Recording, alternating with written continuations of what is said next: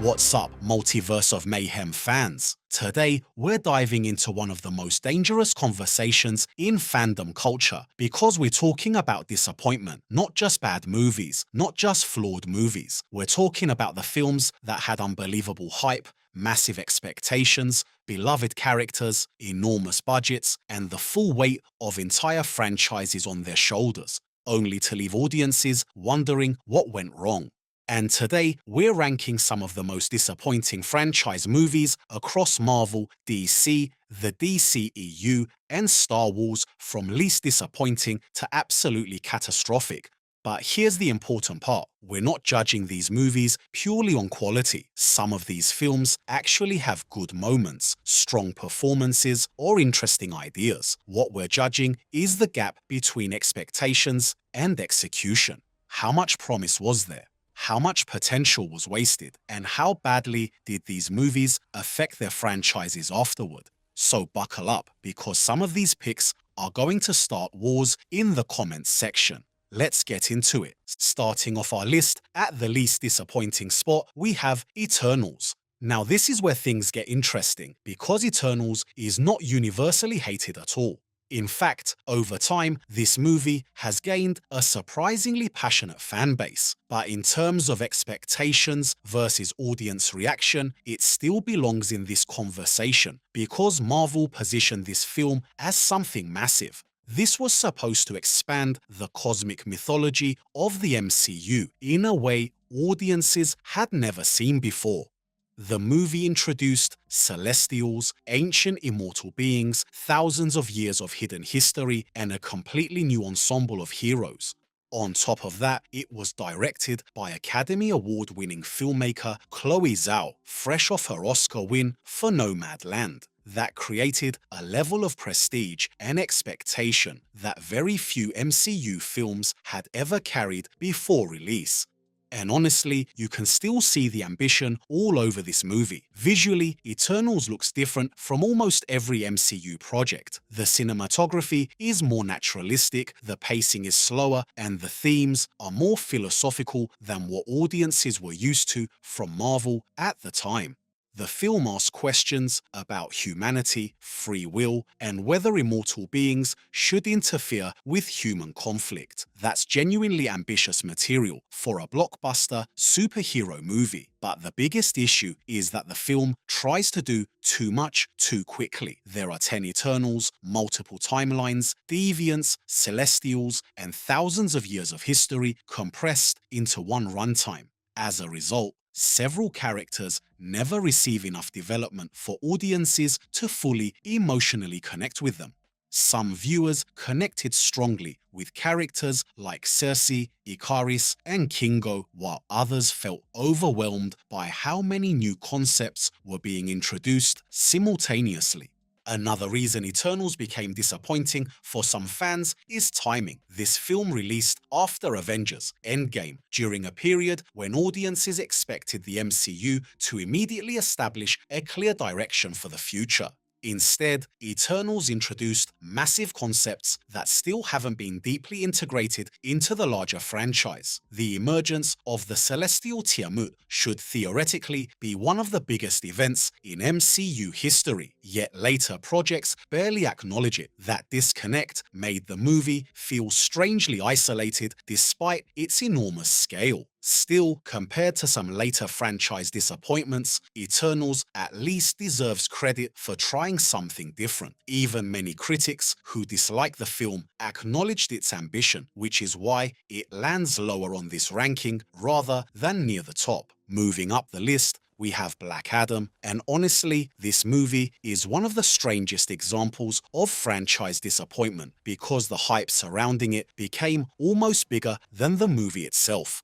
Dwayne Johnson spent years talking publicly about his passion for Black Adam, repeatedly promising that the hierarchy of power in the DC universe is about to change. Warner Brothers marketed the film as a major turning point for the DCEU. This wasn't supposed to feel like just another superhero movie. It was supposed to reshape the future of DC films. And for a while, it genuinely seemed like audiences were buying into that idea. The trailers emphasized massive scale, brutal action, and the long-awaited arrival of a live-action Black Adam. The Justice Society's inclusion also generated excitement, especially characters like Dr. Fate and Hawkman. And to the movie's credit, some of the action sequences are entertaining. Pierce Brosnan's portrayal of Dr. Fate was widely praised, and many fans wanted to see more of that character immediately afterward.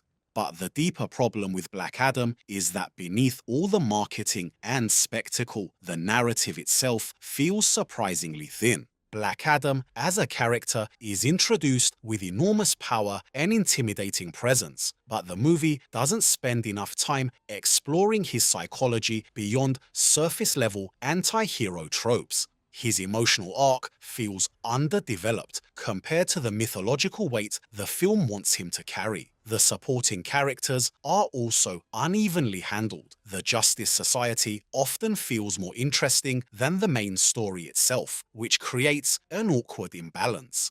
But the biggest reason this movie became disappointing in hindsight is because audiences were led to believe this was the beginning of a huge new era for DC. Then came the Superman post-credit scene featuring Henry Cavill, which exploded online and instantly became one of the most talked about superhero moments of the year. Fans believed the DCEU was finally stabilizing, but within months, DC Studios shifted direction, future plans changed, and many of those setups ultimately went nowhere. That retroactively made Black Adam feel less like the start of something exciting and more like the final chapter of a collapsing universe. Now entering the middle of our ranking, we have Ant-Man and the Wasp: Quantumania, and this one hit especially hard because of where the MCU was at the time. After Avengers Endgame, fans were waiting for the next massive overarching storyline to truly begin. Marvel made it very clear that this film mattered. This wasn't marketed as a small comedic side adventure like previous Ant-Man movies. This was the official major introduction of Kang the Conqueror, the villain expected to become the next saga-defining threat after Thanos. That's an enormous responsibility for one movie, and honestly, the film struggles under that weight almost immediately. One of the biggest issues is the quantum realm itself. Earlier Ant-Man movies balance weird sci-fi concepts with grounded family dynamics and practical humor. Quantumania abandons much of that grounded charm and spends most of its runtime inside heavily CGI-generated environments. The result is a movie that often feels visually overwhelming, but emotionally distant. The quantum realm lacks the lived-in realism or personality needed to make audiences feel immersed. Instead, many scenes feel like actors standing inside digital backdrops. At the same time, the movie constantly shifts between tones. Some scenes want to be comedic and absurd, while others attempt to establish Kang as a terrifying existential threat. Those tonal shifts often clash instead of complementing each other. To be fair, Jonathan Majors received praise from many viewers for bringing intensity and gravitas to Kang.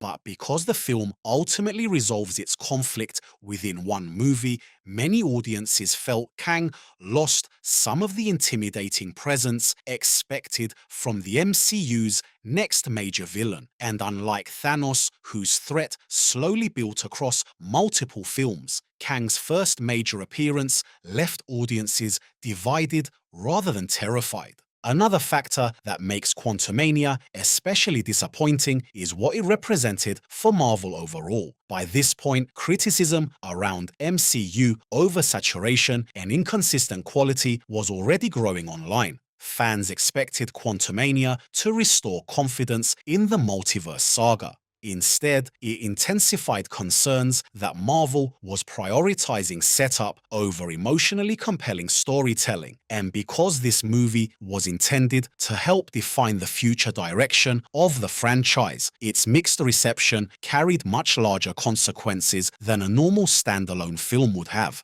Now we move into one of the most infamous comic book movies ever made, Batman and Robin. And honestly, younger audiences today might not fully understand just how shocking this movie felt at the time. Before Christopher Nolan reinvented Batman, Batman and Robin became the defining example of how badly a superhero franchise could lose its identity. Coming off the darker atmosphere of earlier Batman films, this movie embraced exaggerated camp, neon lighting, toy-focused costume designs, ice puns, and wildly over-the-top performances. The tonal shift alone completely divided audiences. And to be fair, some defenders argue that the film intentionally leaned into the campier style of the 1960s Batman television series. That's true to an extent. But the issue is that the emotional core of Batman largely disappears in the process. Bruce Wayne's trauma, psychological conflict, and moral struggles become secondary to spectacle and exaggerated comedy. George Clooney himself later admitted he felt he wasn't effective in the role, which became one of the most famous examples of an actor criticizing their own superhero performance.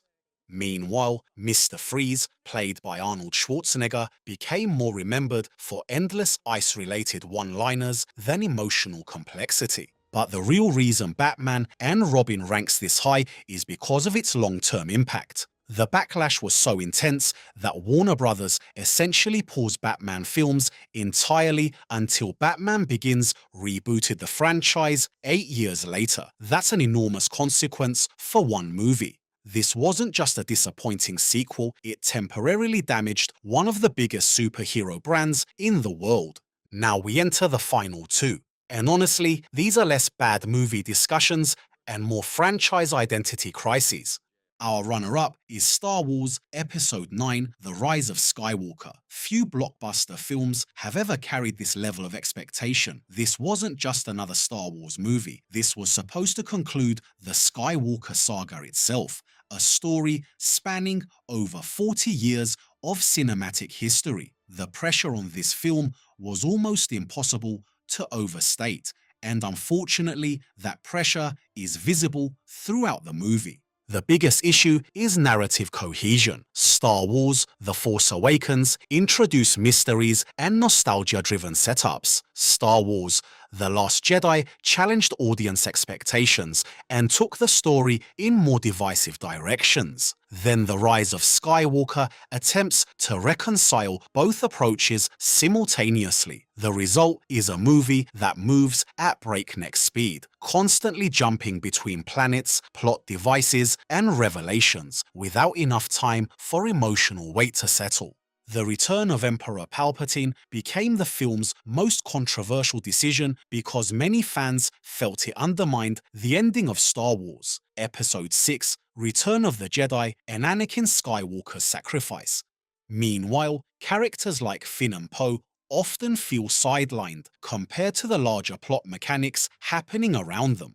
Visually, the movie is impressive, and performances remain committed, especially from Daisy Ridley and Adam Driver. But emotionally, many audiences left feeling exhausted rather than satisfied. Instead of feeling like the natural conclusion to a carefully constructed trilogy, the film often feels reactive, as if it's constantly trying to respond to fan debates happening outside the movie itself. And finally, our number one most disappointing franchise movie is Justice League. And honestly, this movie represents something bigger than a disappointing blockbuster. It became symbolic of an entire franchise losing control of its identity in real time. Think about the expectations surrounding this movie. This was supposed to be DC's Avengers moment. Batman, Superman, Wonder Woman, Flash, Aquaman, and Cyborg together on screen for the first time in a live-action cinematic universe. The hype was astronomical, but almost immediately, audiences could sense something was wrong. Tonally, the movie feels inconsistent scene to scene. Some moments attempt to continue the darker mythology established in Man of Steel and Batman vs. Superman, while others abruptly switch into lighter humor and more traditional blockbuster energy. Then there were the visual issues, especially Superman's digitally altered upper lip during reshoots, which instantly became one of the most mocked visual effects moments in modern blockbuster history. But the deeper problem wasn't just CGI, it was storytelling. Characters like Cyborg lost major emotional material, Steppenwolf lacked meaningful depth in the theatrical cut, and the pacing rushes through what should have been one of the biggest crossover events in comic book movie history. And then came the ultimate twist: Zack Snyder's Justice League. Suddenly, audiences could directly compare two completely different versions of the same story. The Snyder Cut restored major character arcs, expanded the mythology, and presented a much more cohesive tone. Whether viewers preferred it or not, its existence permanently changed how the theatrical Justice League was perceived. The movie became less of a standalone failure and more of a public example of conflicting creative visions, studio pressure, and franchise instability. And honestly, that's why Justice League takes the #1 spot, because it didn't just disappoint audiences, it changed the trajectory of the DCEU itself.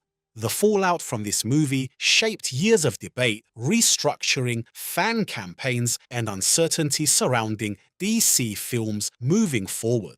So there you have it, our ranking of some of the biggest franchise disappointments across Marvel, DC, the DCEU, and Star Wars. And honestly, what makes these movies fascinating isn't just that they failed to meet expectations, it's that many of them still had incredible potential buried inside them. Great casting choices, ambitious ideas, massive worlds. But sometimes ambition without cohesion creates disappointment on a scale that fans never forget. Now I want to hear from you. Which franchise disappointment hurt you the most? Justice League, The Rise of Skywalker, Quantumania, Batman, and Robin, or maybe there's another movie you think deserves the crown? Let me know in the comments below. And if you enjoyed this deep dive, smash that like button, subscribe to Multiverse of Mayhem, and hit that notification bell so you don't miss our next breakdown. Stay chaotic, stay informed, and remember, the multiverse is mayhem. Thanks for watching. I'll see you in the next one.